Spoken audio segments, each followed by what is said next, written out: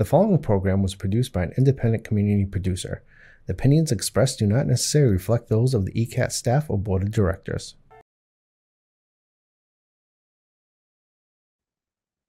Hello, everyone. On this episode of the SPOA Housing Policy Series, we'll talk about various challenges faced by small property owners, the lack of support available to them, and what we can do to make things better. One of our panelists works with a group that supports small owners who are low income and who reside at their rental properties. While it's important to support this group, it's also important to remember that the majority of small property owners don't fall into that category. You see, tenant activists will try to put out their own definition of what a small property owner is. And they will tell you that a small owner has to live inside the rental property and that the owner can only have no more than, let's say, 3 to 6 rental units. In reality, though, small owners are not defined by the number of units that they have or whether they're owner occupied, but rather by the way in which they do their work, either on their own or with a small group of people, making themselves directly available to their tenants in a hands-on way. There's a big difference between that model and the large mega organizations like BlackRock, Vanguard, or Avalon Bay, perhaps, who have multiple offices with multiple managers and personnel across many buildings throughout the United States and even other countries throughout the world. So it really comes down to the size, the reach, and the complexity of your business structure, as opposed to how many units you own. And so therefore, there's a whole big space in the middle between those two definitions. Within that space is where you'll find the majority of small property owners, and that's the large space that tenant activists want you to ignore. As a big tent organization, SPOA is committed to defending the rights of all property owners, hoping to get to a point where we will all be defined and judged by the way we behave, rather than whether or not we fall into the owner camp versus the tenant camp. I hope you'll stick with us for the duration of the conversation. We'll also give you some legislative updates, including very good news.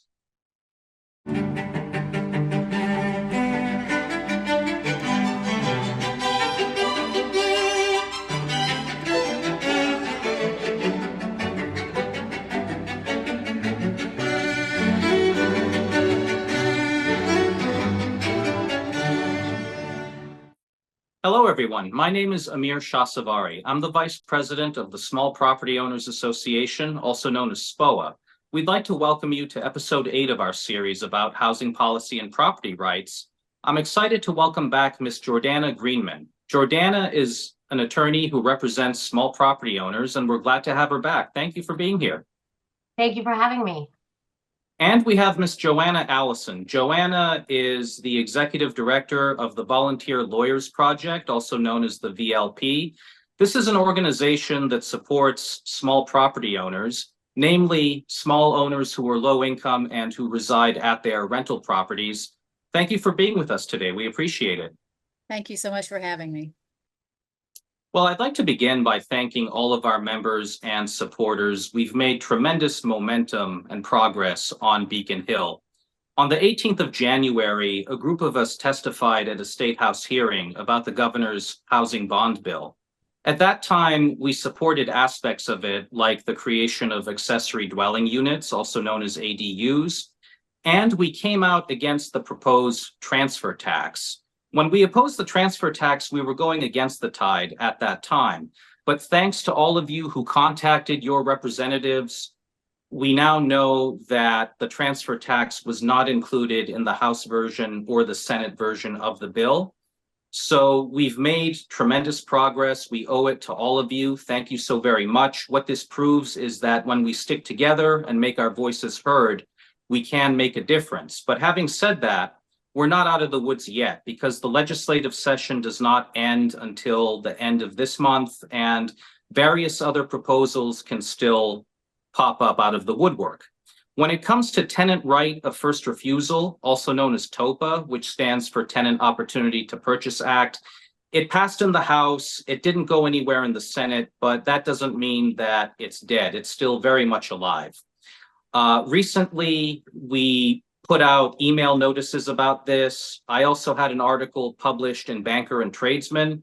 You can find it on our website, www.spoa.com. And with regard to the proposal about restricting credit checks on potential tenants, that may have hit an obstacle, but that's still very much alive. And there's another proposal out there regarding broker fees. And so for all the brokers watching, we encourage you to keep an eye on that and to remain vigilant. Speaking of our website, it's important for all of you to keep supporting us and to donate to SPOA. You can do that by going to spoa.com/join. Again, www.spoa.com/join. As volunteers, we take great pride in fighting the good fight to support property rights, but we can't do it without your help. And I think the progress that we've made recently highlights that. But if you keep in mind all that we do, we send you email updates, we get articles published in the mainstream media, in papers like Banker and Tradesman and the Boston Globe. Recently, we've, over the past few years, we've been in the New York Times, we've written columns, collectively speaking, we've given interviews to reporters, we've been on the TV news, we bring you newsletters of our own on a monthly basis, we bring you this webinar/podcast series. So it's our pleasure to do it, but we need you to be engaged and involved. So please remember to donate at spoa.com/join. The bills that I mentioned, we've mentioned them not only on our website, but in previous episodes. But again, we can incorporate all of that into the conversation today. So we're focusing on small property owners and the challenges they face and the lack of support available to them. Jordana, I'll turn it over to you and I'll let you take it away. I mean, I know that we hear the tenant perspective in most cases, but the challenges that property owners go through, mainly small property owners, don't get covered enough. So what should people know that they're not hearing enough? That is absolutely the case. And it's a really tough thing because unfortunately the law does not differentiate. And it should. There's one quirky thing, where if you're the owner of a 1 to 3 family and you live there, the 93A Consumer Protection Act is not applicable to you. That doesn't really, in practice, help very much.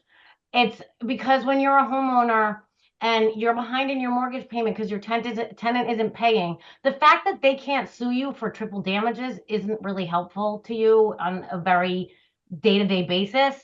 I wish that people could understand, just take it easy sometimes on people, because there's a lot of people who are in dire straits and they're in that place because of being nice and being patient and trying to work with people.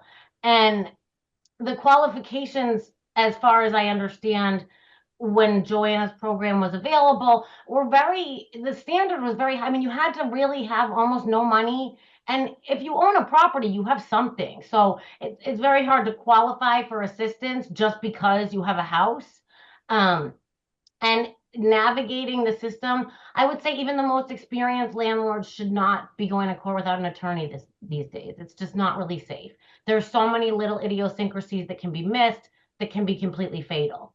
And even just today, I had a situation with a lovely couple who had rented their single family house, and the tenant and her family moved in. He got kind of concerned when the rent wasn't being paid, so he did himself he called it a 60-day notice, just terminating the lease. So they stopped paying and 2 of them moved out, which turned it into this domino effect of, well, now the head of household can't pay because she was relying on the income from the other people who were there, and their mortgage is going through the roof. They can't really pay it because this is just the situation that they're in. Now they have to pay me. And we did end up settling, which was great, but honestly, they lost about $21,000. That's a lot of money. That's a lot of money for the average family to lose. And I don't know how or where the help should come from. I do think that some of it should be done through legislation, and there should be, don't even call it exemptions, but there should be things in place that avoid what happens in an eviction and everybody getting their back up and people who can't afford litigation being stuck in a system with no hope for getting out of it. People buying houses where somebody says, oh, well, we served a tenant the notice. So the average person doesn't know anything about the legal system. They say, oh, well, if they serve the tenant a notice, then I'm sure they'll leave. They buy the house, the people don't leave. And then it's a year and something later, and somebody knows how many tens of thousands of dollars later, and they still don't have their house back because there's enough protection for tenants to survive at least a year in any given case.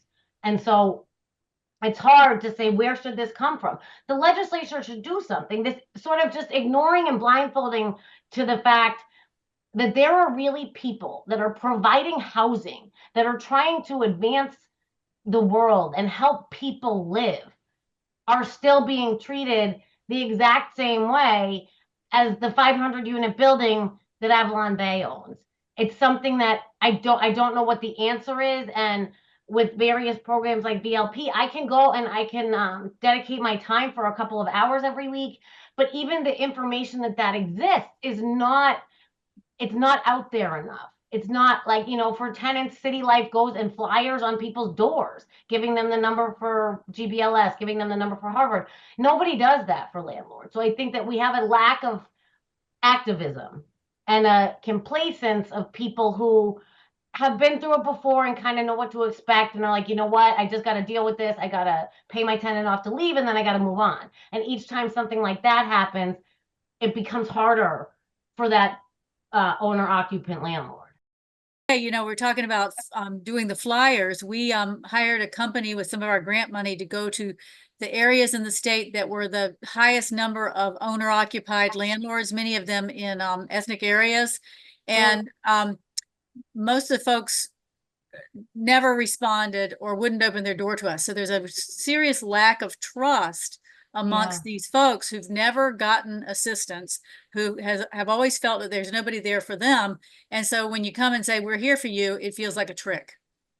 So we've been trying to get our information flyers to the court so that they could give it out to landlords who showed up who were pro se, trying to get that information out to them. But that is a big challenge, has been a big challenge for us, and one that we've really attempted to counteract, that idea that there is no one there for me, so therefore I just have to live like this.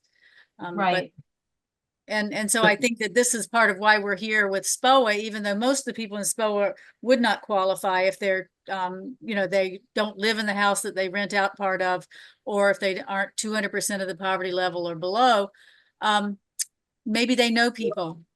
Maybe they know folks who are in that situation. Maybe their parents who are owners of 3 families or whatever. They can get that word out to low income, elderly neighbors.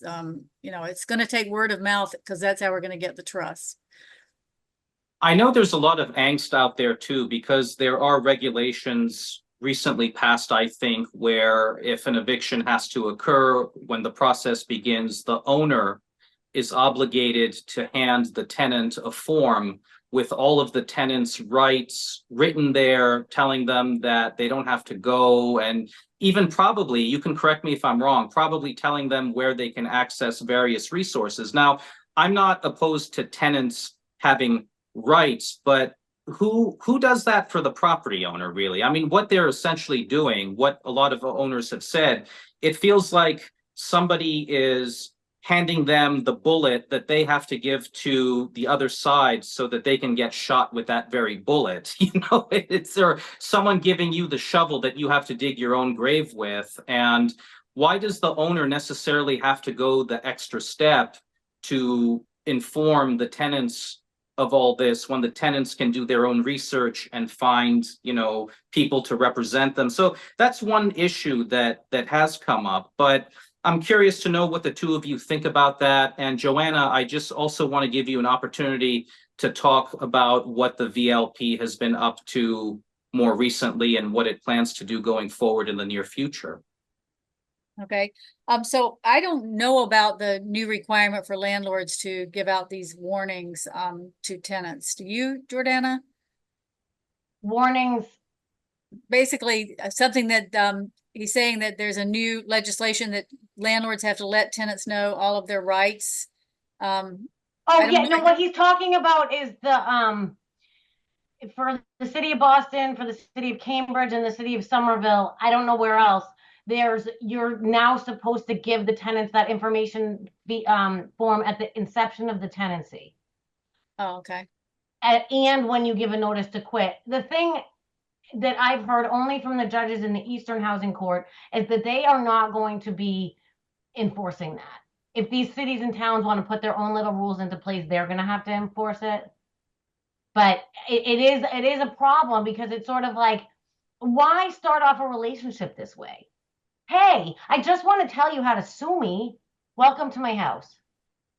The whole thing is so backwards, and it's nobody's fault except for, I think there really is a problem that, the legislators have never gone to housing court 3 weeks in a row and sat there and listened and seen what really happens there, because it's pretty horrifying. And I think you'd agree with me, Joanna. You listen to these cases, like no matter which side you're on, It's never a good scene. Either somebody is losing their housing or someone is losing their housing. But for the people that we see, because we don't talk to large landlords. I don't think Jordana represents a lot of large landlords. I don't. We're talking to individuals, and it can be a lose-lose situation. And so that sort of brings me to our project. VLP has assisted low-income landlords since the inception of the Lawyer for the Day project.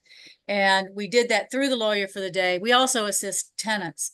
Our hope is that we can have these, the ultimate end of this is that everybody walks away with minimal loss. If it's a tenancy that can be saved, then we figure out a way to save it. If that's through helping them apply for rental assistance, helping the landlord to navigate the rental assistance morass, because it's equally difficult for both sides on that.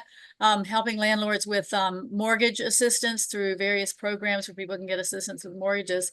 But ultimately, there are times, even in our project that sort of looks at ourselves as trying to make things right for both sides, there are times when a person needs to get someone out. They're not going to pay.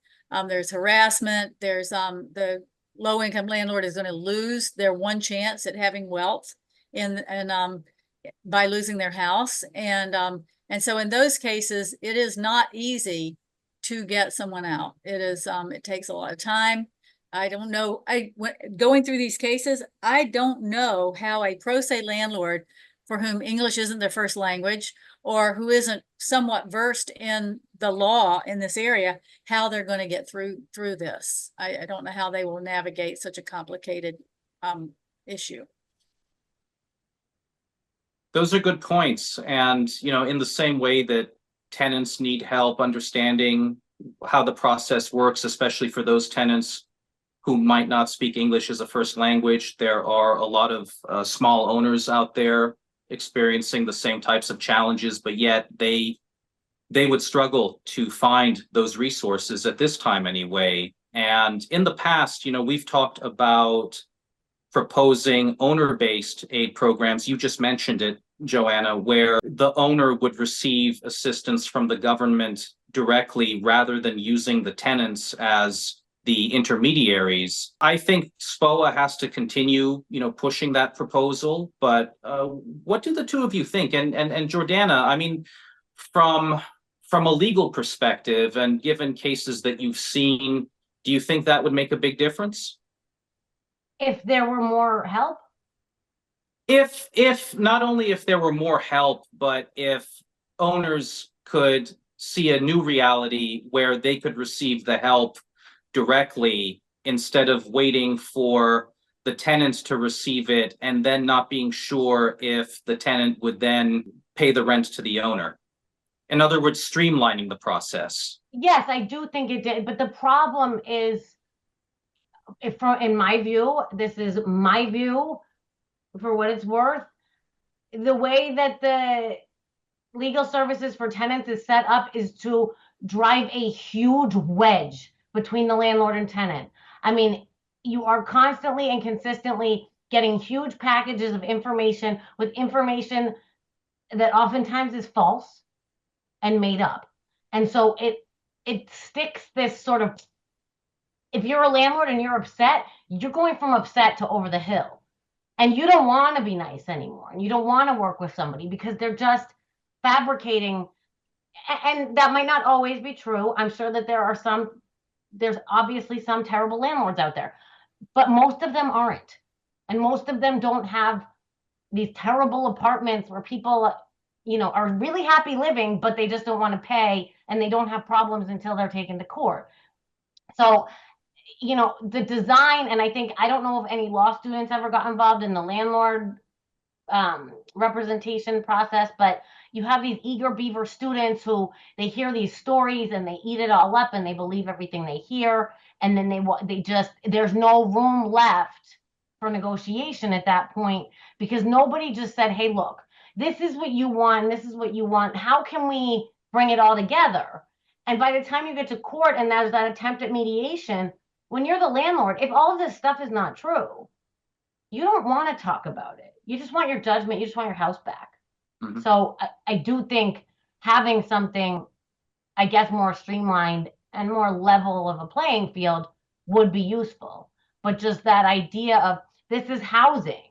So this is an emergency. It's the only thing that's an emergency. So Amir, back to your question was about the rental assistance landlords being able to apply to that directly. Based on what I have seen in the work that I've done with landlords, it would certainly be helpful if the landlords could make that application, and that would actually be the beginning of an application for RAFT. I mean, they would still have to reach out to the tenant and, make sure that they qualified, because it would have to be a completely different program if it didn't have some qualifications for the tenant to meet. But I do think that having the landlord have some control over that, to have a portal within the RAFT to be able to get in there. And that's one of the things that we worked on in our project, is making sure that landlords had a portal through us that we could go in and see where the problems lay with this money not coming through, see why, know if that money was being given to the tenant and then not being given to the landlord for back rent and things like that. So I do think that would be helpful.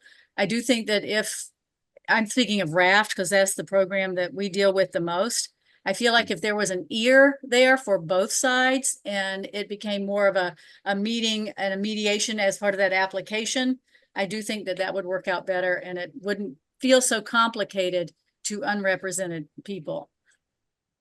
Thank you, Joanna. Yeah, the feedback we also got from RAFT is that, even though we were grateful for the government for providing aid and putting money out there, ultimately, a lot of it didn't get to the property owners who needed it, and they were still, very much behind, very much in debt, very much struggling, facing bankruptcy potentially. I know last time, so there ought to be better ways to streamline it and to do it. Last time when we were speaking to Jordana, she came on with a client of hers who had a tenant living above her. It was a nightmare story where the tenant was committing vandalism, threatening physical harm to the owner and her young daughter, on top of not paying. And I know they got a judgment for possession, and the case is still ongoing. But, I don't think they don't hear it enough. I mean, if you have someone who is willfully not paying and willfully harassing you and causing trouble, on top of that, no pun intended, if you have to live underneath that person as that person damages the top floor, shouts at you and curses at you through the floor on top of other things, that's beyond agony. I don't think I can even put an appropriate word on it. I know that the client that Jordana has, she disclosed it. She talked about pursuing, psychological counseling. And one theme that came out of that conversation was that the system refuses to acknowledge that owners like that exist. And we have to do something to change that. I'll open the floor to the two of you. Well, I've always said since we started the project in 1999, when a landlord comes to me, I say, go ahead and send that notice to quit. The day the rent is late, send a 14-day notice to quit. Don't wait 6 months when people are saying to you, well, I'm going to pay it. If they're going to pay it, they will pay it if they have a notice to quit in their hands or if they don't, but you've gone ahead and started your suit to get possession of that. So a lot of times, and I can't talk about percentages because I don't know, but a lot of times people will delay. Somebody will say, look, I'm behind this month, I can't pay, but I can pay next month. And then next month comes and next month comes. And I can say straight up, when you're living hand to mouth and 1 month suddenly you're doing okay because you didn't pay your rent, the next month it's even harder to pay that rent. So I always suggest to the landlords that I speak to that they start that case immediately. If they don't have to go through with it, they can always enter into an agreement or dismiss it. But if they don't start it, they're behind the 8 ball. They're that much further behind in the rent. And that's how you get like the 21,000 that Jordana was talking about. And I wish I could say to you that 21,000 was the maximum I've ever seen. It is Me not. too. I wish that too. But the other piece of that is that I also advise tenants, and I say to them, the first thing you need to pay is your rent. The first thing you need to pay is a roof over your head. And when times are tough, there are places to go right away to get some assistance until you can get back on your feet. But it shouldn't be on the backs of these low income, the kind of folks we represent, owner occupied, or, you know, these people who are paying their mortgage with their rent. It shouldn't be on their backs. And so that's sort of everybody's in it. Nobody knows what to do, but money for that to catch up that rent right away, giving it directly to the landlord so that the tenancy can be preserved if there isn't the kind of violence you're talking about, emotional and physical violence. In situations like that, there's no saving that tenancy. And that's what we would advise a landlord in those circumstances. We're not going to save that tenancy. We also know that the vast majority of the time when that's the kind of behavior you're dealing with, going to mediation and they say, oh, I had to be out in 6 months, that's not going to be true. So you need to just come forward with all guns loaded and go ahead and end that tenancy and get your execution. I see a lot of landlords who are don't have a lot of money, but there's no money to help them effectuate the eviction. They can get that judgment, they can get that execution, and then they've got to hire a sheriff, they've got to get a moving company, they've got to put it in storage. You know, it's kind of expensive to evict someone. So that, I wish that there were programs that could assist landlords in that final stage, because I've certainly seen them, and I bet you have too, Jordana, where that they didn't have the money to take those final steps. And so they have an execution in hand, it's going to become stale, and they can't afford to do that final move out. Yes, definitely. And it's heartbreaking. And then the other thing about rental assistance and RAFT and all that is that the idea of it is sort of better than the program in general. There's even programs, I can't remember what the woman program, but there's a woman who contacted me, Family Movement. I don't know if you've ever heard of that, Joanna, but she gets in and she tries to help landlords who are not, I don't know, like I have a client who's probably 77, and my dad knows how to use a computer and he's in his 70s, but this guy is an old school landlord. He has an iPhone 1, you know, he doesn't really have the capability personally to be downloading and uploading documents to the system. So she'll come and she'll come to his house and she'll help him upload all the documents and stuff.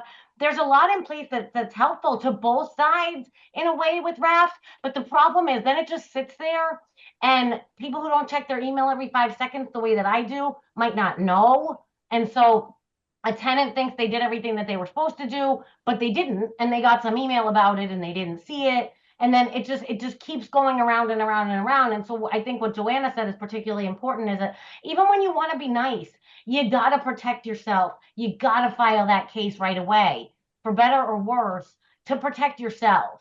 And because if a less litigious advocate comes and helps the tenant, it's more likely that RAFT application will get pushed through faster when there's somebody else helping. You know, there's a lot of factors that go into it, and it's just, you know, it gets really scary to see what people are really dealing with when you're there all the time, in and out.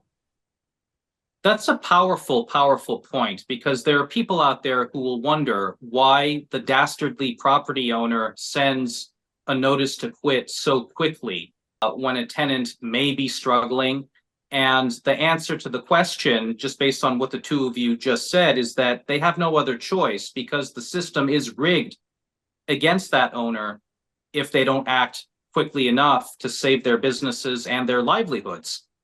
And it goes back to that human element on the property owner's side that rarely gets talked about. And is it fair to say then that if we did see substantial reform to the point where the legal services people who deliberately, as you were saying, Jordana, who deliberately try to drive a wedge between owners and tenants, if there was more balance in favor of speaking up for the needs and challenges of the property owner, is it fair to say then that the owners wouldn't be as pressured to start the process so quickly because they could rely on a more efficient and balanced system of mediation that would take place sooner to help not only the owner but the tenant as well? So I am one of those legal services people. I don't usually pay for people, etc. But I'm in legal services, and I don't think that would change things. I think they still need to serve that notice to quit right at the beginning. All of this other stuff can still happen. They can still be nice. They can still get this mediation, get it handled quickly. But until they file that notice to quit, they are sitting back, getting further and further behind in their mortgage. The tenant is getting further and further behind in rent. Are there people who miss 1 month and then they're right, the next month they pay 2? Yeah, we don't see those people. But I still think that no matter what, it behooves you to go ahead and send that notice to quit. Let the tenant know in the beginning, when you start the tenancy, just say, your rent is due on this day, it's late on this day. If you don't pay, I'm going to send a notice to quit. I have to do that for my own business purposes. And so that has been the thing I've seen for how many 30 years here, is that low-income landlords, single occupancy, 2 or 3 family, people who don't treat this like a business. They treat it like a hobby. And you need to, and I've always suggested that maybe the closing attorney on these people when they buy these multifamilies needs to have a class for them. They can charge them extra and tell them how to set up their business, how to keep documents showing the repairs they've made, how to keep the documents of the rent that they've received, an appropriate rent ledger, all these things that allow them to, when it's time to go to court, hopefully they never have to, but when it's time to go to court, they have everything they need right there ready to show the court and prove that they have been a good landlord. So I don't, I think even if they trust the system, they should trust the system enough to use the system and serve that notice to quit. You also can't get any attention. I mean, that's another thing that's too bad for everybody involved, is that you can't get wrapped unless you have a notice to quit. Right. And yet then once you get that notice to quit and once an eviction is filed, it's very hard for you to find the next place because you have, even if that was dismissed, it still is on your record. So I don't know. I guess I haven't thought enough about what would be the perfect situation. The perfect situation under the way the world is. But I just know that I've seen it over and over. And even if things are going to work out, it's best to go ahead and serve that notice to quit. If the notice to quit doesn't expire and they get their rent before that, they keep a record of that, but then it's not a court action. So the tenant has actually saved their reputation, I'll call it, in, when people go into mass courts. But just go ahead and start that system, because if you do it just like this, you've got another 2 months that you're not going to get your rent. At least. Minimum. Yeah, that's what I'm saying. If you do it just like this and everything falls right into place, but that's what needs to happen. But I think it's important for folks to realize, and I don't know if this is the SPOA audience members, many of them seem a little more savvy on the, what their business is and how to run their business. But it is teaching people how to set up and run the business of being a landlord. So that I think they'll be less likely to get into really hot water that way. It's great to know, Joanna, that you guys sent papers out and you hired a company. But I think you would agree that on a day-to-day basis. You're a landlord, you're an elderly person in the inner city, and you have a 2-family house and you rented out 1 unit. Do you have any idea what the security deposit law is? And if you don't, why should you be required to when all you did was buy a house because you could afford it and you couldn't afford a single family? It's like the information is not available. And it's almost like people are set up. That's why I go back to the person who did the closing. Put the responsibility on, or if I were a real estate attorney, or if I were a real estate broker or a real estate agent, I would say, you're looking at doing this this kind of business. Well, how about and MAHA, Mass Association for Housing, Mass Affordable Housing Association, used to have these classes. They may still have these classes, talking to people about how to stay safe as a landlord, because they had the first-time home buyers, and many of them were buying 2 and 3 families. And so a course like that, and I will stick my neck out a little bit and say, it's not going to be a webinar. Somebody needs to talk to them in person, show them how this is done, help them set up their business. I think about your 77-year-old client. It's going to be a paper business for him. It's going to be files. But for somebody else, it may be that you can set it up in something like QuickBooks or some other kind of online thing where they can have the documents they need to run their business. I have certainly come into met low-income landlords who weren't sure how behind their tenant was. And that puts us in a real bind when we're trying to assist them, trying to get rental assistance for them, trying to get mortgage assistance for them, trying to help them file a case, trying to help them follow through on that case, when they don't even have the records to tell you how much rent is owed. To your earlier point, and I appreciate that, SPOA does have a diversity of small landlords in its among its members, and a number of them are lower income and or owner occupied. There are other small owners who don't live in their rental properties, and they have several properties and several units. But I do think that that direct interactive education is definitely needed.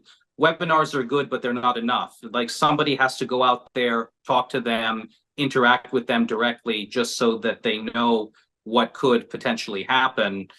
And Jordana, I think earlier you were talking about the challenges people face when for those owners who are able to get tenants removed, when they win possession back, there's this whole other struggle that they have to go through as far as storage is concerned and moving the tenants' belongings. I don't think enough people know about this. Could you fill us in on those types of challenges? Yeah, so, and I try to tell people, I have something that I call Jordana's fast and dirty rundown of evictions for people who call me. I get a lot of calls from people who've owned property for 30 years and they've never had a problem before. And I said, I wish you didn't say that out loud, because now you're going to have a problem with everybody. But, and try to explain the process from start to finish, and then amend it all the time, because as Joanna knows, like, things are always changing. It was Zoom, then it's not Zoom, then it, there's a lot of changes that have happened, more fees now than there were prior to COVID.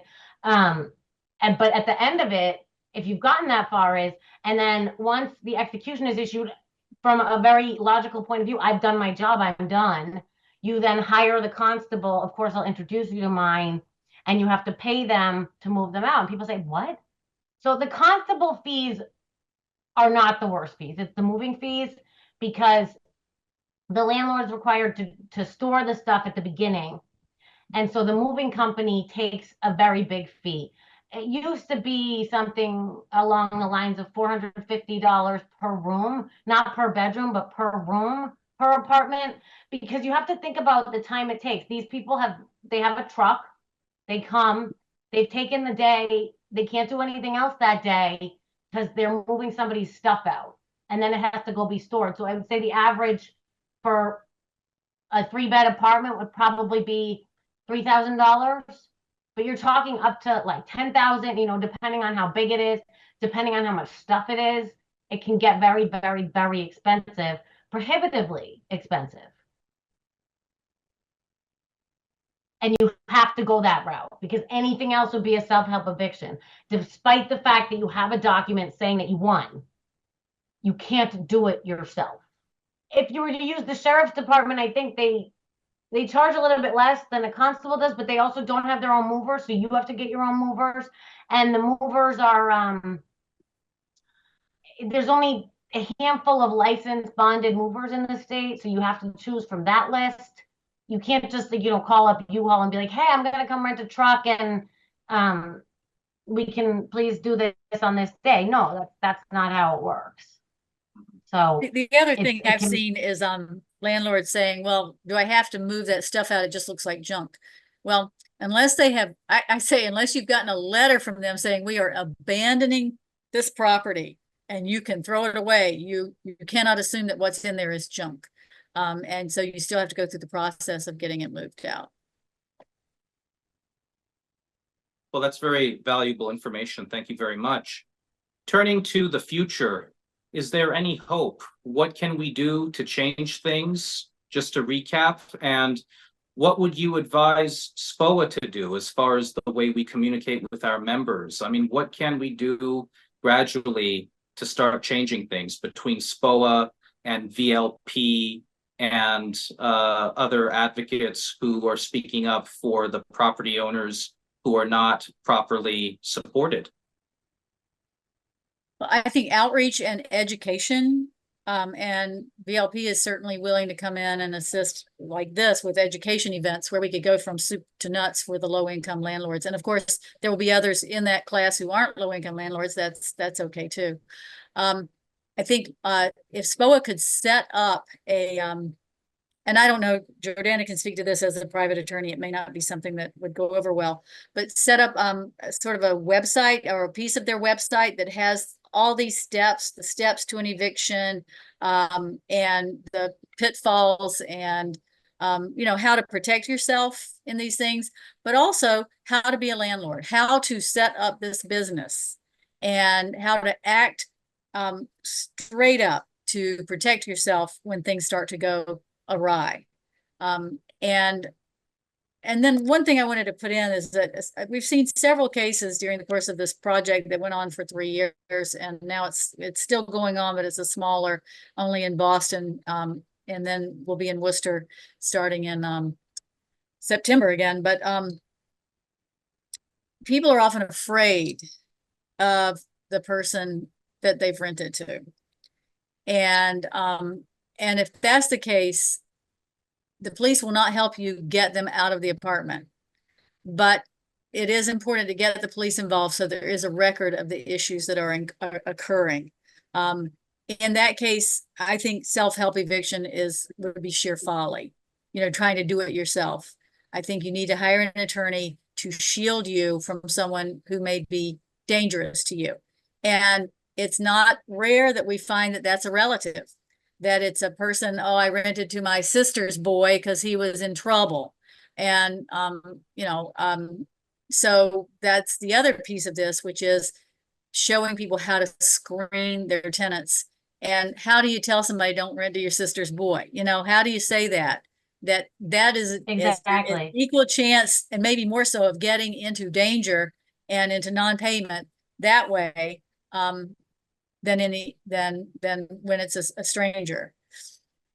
So that's what I would think, that making the SPOA website a real rich place for education and education videos, where attorneys who handle evictions come in. I also think a good group for that are people who, like Jordana, who have assisted tenants and landlords. So they sort of have an understanding of both sides, so that they, you know, you do feel this sense of outrage, but that's not going to help you in court. That's not going to help you when you start having to move forward and get someone out. You need someone who can look at it and tell you, these are your rights. This is what you need to do. Here are your steps. And when somebody says, well, you know, they came by today, they were really nice, but I think I'm not going to do it. If they're nice with the payment, then that's great. If they're nice and they've been violent, move forward, keep moving forward. Yeah, no, I think that that's a really good idea. I don't know about, somebody like me putting stuff like that on my website. But I would say if somebody like SPOA were to put it on their website, I would certainly be happy to endorse it before it's published to make sure SPOA is not publishing anything that's not true. Stuff like that, and I also think it's important, as much as these educational seminars are important, I think, forget about me, I think it's important to be dealing with and having attorneys like me do this, because there's a very big difference between landlords, lawyers who represent big property owners, because I am like also a therapist. I'm not licensed to be. And when you represent big landlords, you don't go through that. They don't call you up crying about how they're going to pay their own bills this month. They don't call you about how their kids' college tuition is due. That sort of human aspect is something that I think is really important when dealing with how can change really be made, rather than just, oh, well, this company wants to export this many tenants from this building, so I'm going to do X, Y, Z, and then maybe it'll work and maybe it won't. I take it from a very, and admittedly sometimes get too emotionally involved, as Joanna knows. I care. I really care. And I do like to see the human aspect on both sides of the table, which is why this case that I had today settled. Because I said to my clients, look, here's where we are. Here's what's owed. By the time we get to a jury trial, you're going to owe me that money. So this is terrible, but this is the best thing if you want to move on with your life. And just sort of being a little bit practical. There's no judge out there that cares about your principles. So, people, just being more and more practical and trying to deal with treating small landlords, especially homeowner small landlords, and even more especially elderly small landlords, with kid gloves the way that I'm expected to treat pro se tenants. And I've almost never seen that happen. We need people to be practical. We need people to be caring. And when it comes to explaining the dangers of restricting credit checks and background checks on potential tenants, and the dangers that would come about if TOPA were passed, why should people care? Well, from a practical matter, and this is what I talk to my legal services colleagues about, small property owners are an important piece of the affordable housing picture. Everybody's not going to qualify for Section 8 or project-based housing. Everybody's not going to qualify. And even if they qualify, they're not going to get in. The waiting list is huge. But also, people can't rent these $3,000 studios. So the people in the middle there, the small property owners, are a huge piece of the affordable housing picture. And so if we run them out of business, who buys that house is not another low-income buyer. Low-income people will never be able to buy houses again. It's going to be a developer. Getting knocked over. Yeah, it's going to a developer, and it's going to get knocked over. It's going to be a McMansion, or it's going to be a big a big apartment development where people are paying well in excess of $3,000 a month. So it's important to all of us, and especially those of us who represent low-income tenants, who represent low-income people. It's important to all of us to try to maintain this affordable housing stock, and that comes from the small property owners.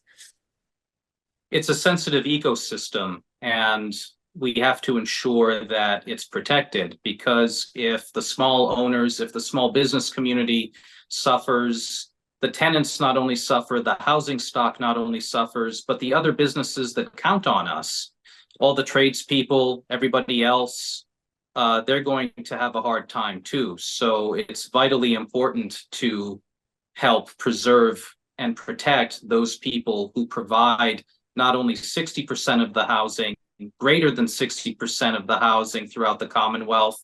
These are also the same people who make sacrifices to keep that housing more affordable, just based on the personal touch that they can offer and the relationships that they build with their tenants by virtue of being mom and pop owners. Does anyone want to add anything else before we wrap up? Well, I just want to reiterate, I guess, that if a person loses their ownership of their house, their family loses an access to wealth. They lose their access to wealth. If there are children in the home, they lose the schools that they became used to. They lose the neighborhood. And I always point out, I grew up in a very low income family, but the difference between me and my cousins is we had a house. So therefore I had a neighborhood. I went to the same schools. I went to neighborhood schools, and things turned out, and they were having to leave very fast in the middle of the night for unpaid rent or other problems. My life turned out very different than theirs. And I want all of those folks to be able to have that kind of stable housing. And it's the single way that we had of people working their way out of poverty was through home ownership.